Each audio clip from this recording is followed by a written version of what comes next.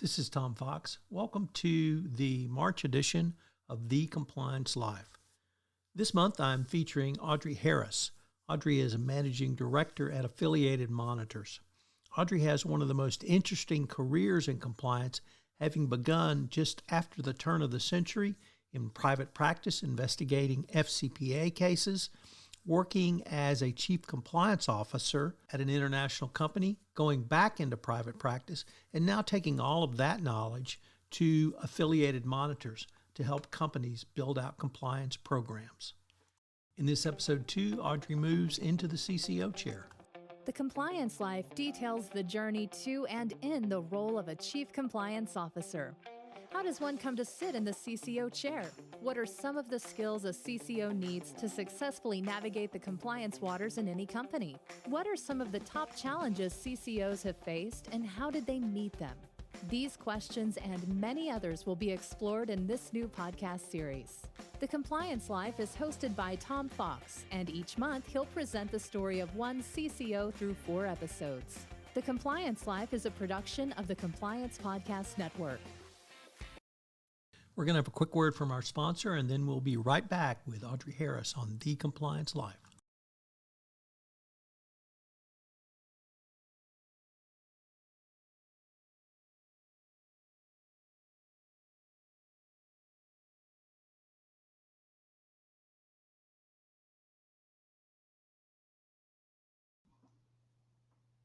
Hello, everyone. This is Tom Fox back with another episode of The Compliance Live with Audrey Harris, Managing Director at Affiliated Monitors. So, Audrey, in this episode, you're going to tell us why you did something you said you would never do again, and that was move into the CCO chair after having seen multiple CCOs die, painful professional deaths. I would say I'm surprised, except that my sense is, just from listening to you so far, you love a challenge. So what challenge did you see, and what intrigued you so much? Absolutely. Well, I did, and I did say I would never do it. However, what I really saw were some changing dynamics that we talked about before with this commercial pull coming. And I had also seen this opportunity and worked with a few companies to use resolutions and investigations, which really challenge, as a springboard for their compliance programs. And I started to see this commercial case for compliance. So really in my head, I had a hypothetical experiment. Okay? And I thought, what if I took on a CCO role and had it a little bit different? It was a little bit different company that wanted to achieve certain things and really have impact. It was also first that time frame. So what if I came in with no other expectations but to be there for 3 years and do nothing but set up the program and focus on compliance? What if we aligned incentives a little bit different way? And what if the company was really keen on seeing how it could use compliance as an actual competitive advantage, a legitimate competitive advantage in that space? And that's what I saw at BHP, and it convinced me to pack up my family and move to Australia to go and see if this hypothetical compliance experiment could actually be executed in real life. So I have to ask, I have lived and worked overseas, but I was single when I did that. What was it like to pack up a family? Was it just seen as a great adventure and the kids absolutely loved it? How did the adventure part work for you? Well, I'll also say on a personal note, my husband's in the space industry and actually had to leave a job as the inspector general of an agency to come with me. So it was a family decision to take on this risk and this new adventure together. And our boys one was just entering kindergarten at the time. But I will say that they thought about it as a great adventure, which it absolutely was. And I had the full backing of my family in that, which I wouldn't have been able to do this, and we wouldn't have been able to have this great adventure without it. They absolutely loved Australia. And I'll say my now 11-year-old still has a bit of an Aussie accent and will occasionally tell me to pop something in the bin rather than the trash can. But yes, they went to Brighton Grammar and loved every part of Australia. I will say I spent a lot of time on planes to the rest of my team from Australia. So one of the big things I got out of it was an appreciation that across the United States flight is not that long. That's a short flight by comparison. I remember the first time I flew from Perth to Sydney so that I could fly back to the U.S. And what I had not fully appreciated that was only 6 hours from Perth to Sydney. It's just insane. You have no appreciation of the distances. And I'm a Texan, so that's saying something. That is saying something. Yeah, you put together what I think is a great top 10 lessons that you learned.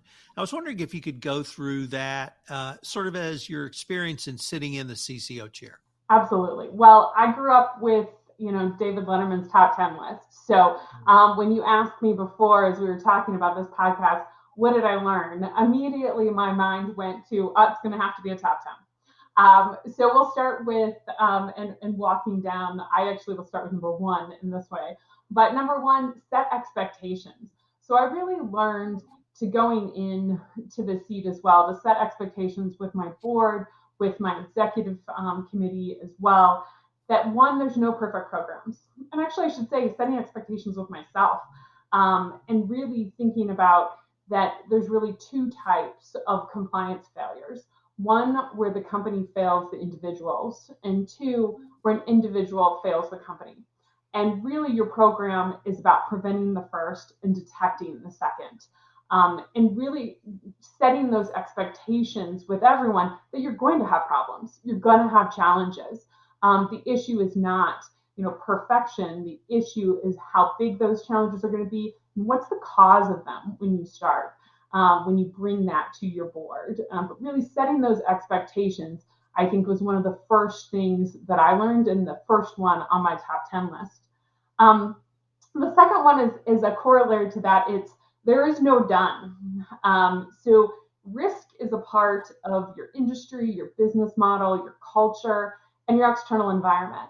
All those things are constantly changing. So your program is going to be constantly changing. It's never going to stop. You're never going to be done with compliance. And so that was pretty much my second learning or top 10 is there is no done. 3, I would say, was know the business. Huge learning in this space was to remove lawyer language everywhere you could. Think about how your company operates when you're talking about compliance. Use business terms. It makes life so much easier and so much more effective and so much more simplistic for your program. And that's really where I started the concept of map, align, and leverage, and really learned about how to think in that space. My fourth of my top 10 was be ready to go. I think any CCO who sits in the CCO chair, you have to be ready to leave that position at any time. You really don't think about what your next steps at the company are going to be, or where you're going, or have golden handcuffs on. You have to be ready to say today might be the day that I leave. And having that mindset really puts you in a place where you're very unlikely to have to leave in those situations. But that mindset of always be ready to go was really something that I learned is enhanced effectiveness when I was in the chair. So my fifth, as we get halfway through it, is hindsight is 20/20. You will make mistakes. For regulators and enforcers, I was always thinking about, how are they going to look at the decisions that I'm making when I'm sitting in the chair? They're going to have hindsight. And my quick test that I would have as my gut check when I was making decisions is, could I explain the why of why I made this decision? And was it reasonable at the time? And do I have contemporaneous documentation as to why I made that decision that I would point to and be comfortable with? Not that I was right at now with hindsight, but that I was right at the time. Inside failures in your team are going to happen too. They're really the fastest way to learn. And I really encourage everyone in that point to be to be the man in the arena, as the speech goes, because you really need to try valiantly and know that sometimes you're going to come up short, whether or not it's in a program or whether or not it's in a team exercise, and you really can just learn and continuously feedback loop from that. And that includes knowing myself in this process.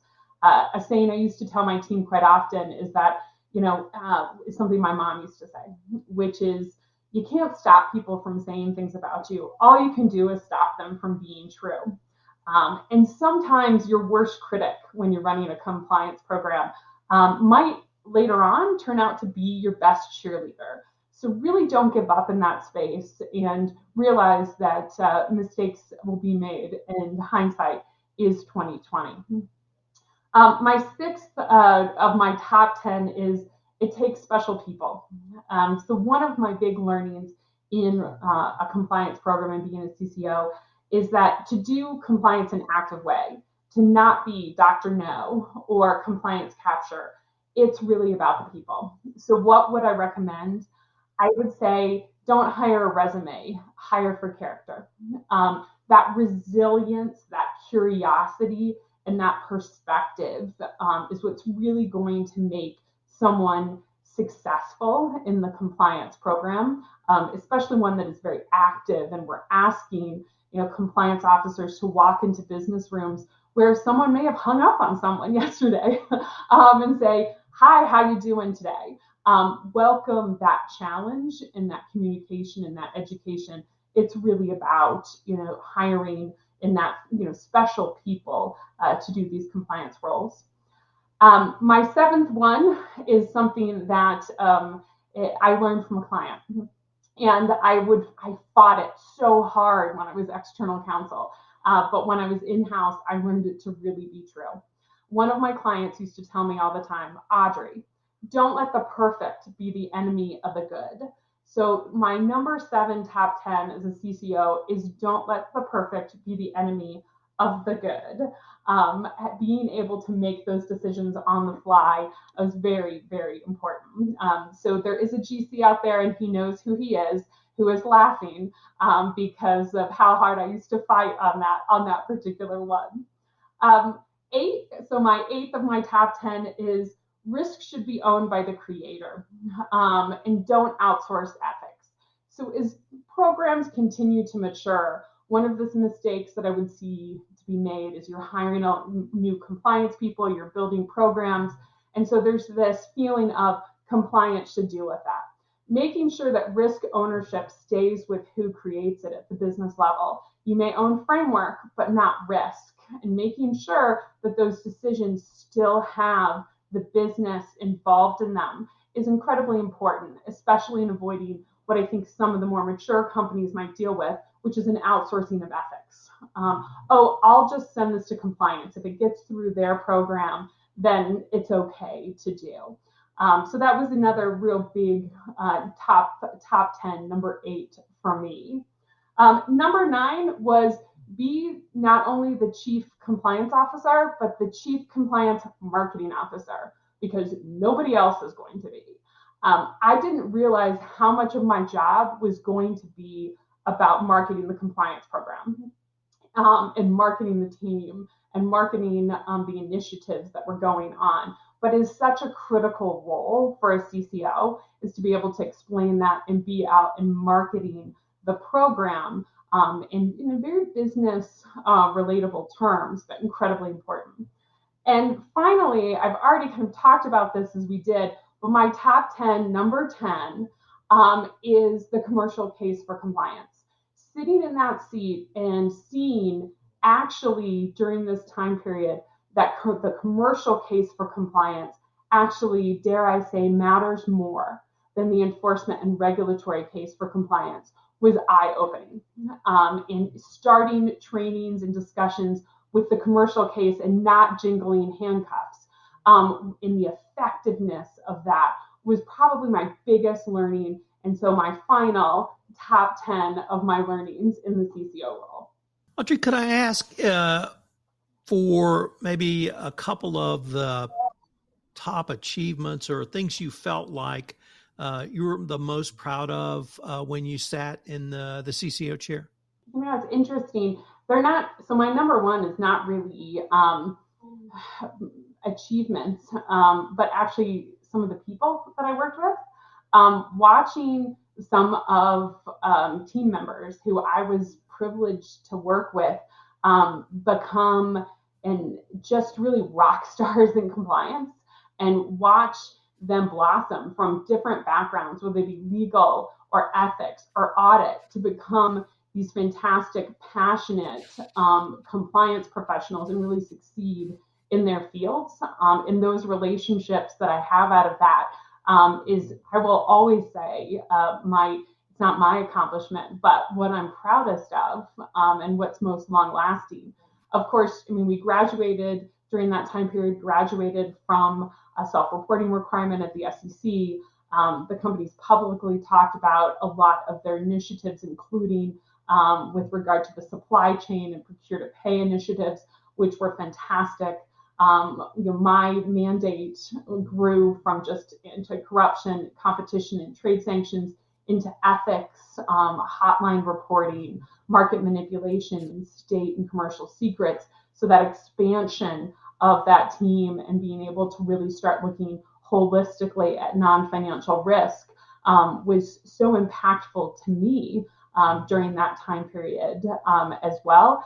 Lots of, I think what people would say are resume type accomplishments, but really it was more what I took away in those personal relationships and in those perspective changes that I always feel was most impactful to me. Audrey, unfortunately, we are near the end of our time for this episode, but I hope our listeners will join us in our next episode where we take a look at your post-CCO career. I look forward to continuing this conversation. Thanks, Tom.